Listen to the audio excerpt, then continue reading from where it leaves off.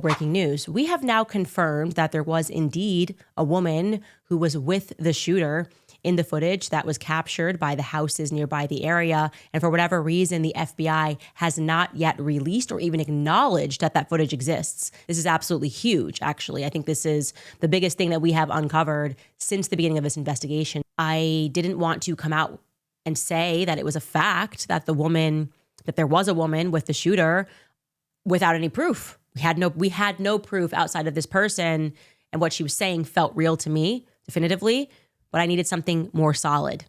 Well, we came across something more solid. Take a listen. If you time how long it took him to get from that little part over to here, was way longer than it should have been. So I wondered if the girl had given him stuff, like if there is an accomplice. Sorry, you're filming. And it said right here, that picture from Sam's across the street, he was right here. Yep.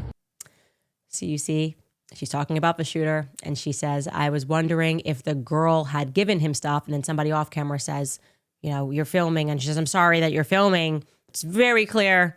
There's no question at all. In fact, leading into that, which we should have maybe cut that a little bit earlier, they're speaking about how she thought the FBI had it wrong. The timing didn't make sense to her. She's saying, I wondered if there is an accomplice. And then somebody says something, and she's like, sorry, I didn't realize you were filming.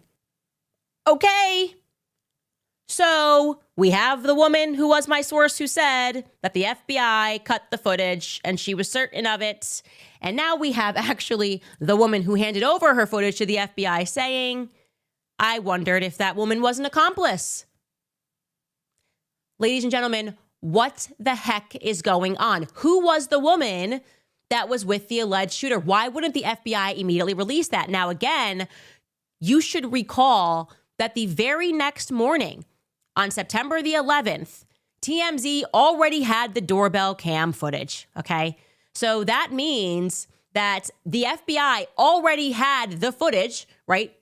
They would have seen that there was a woman with the shooter, and yet they chose during this manhunt, during this 33-hour manhunt, not to inform the public that they were also looking for a woman who this lady believes, she wondered whether or not she would have been an accomplice, if that was his accomplice. What happened to this lady?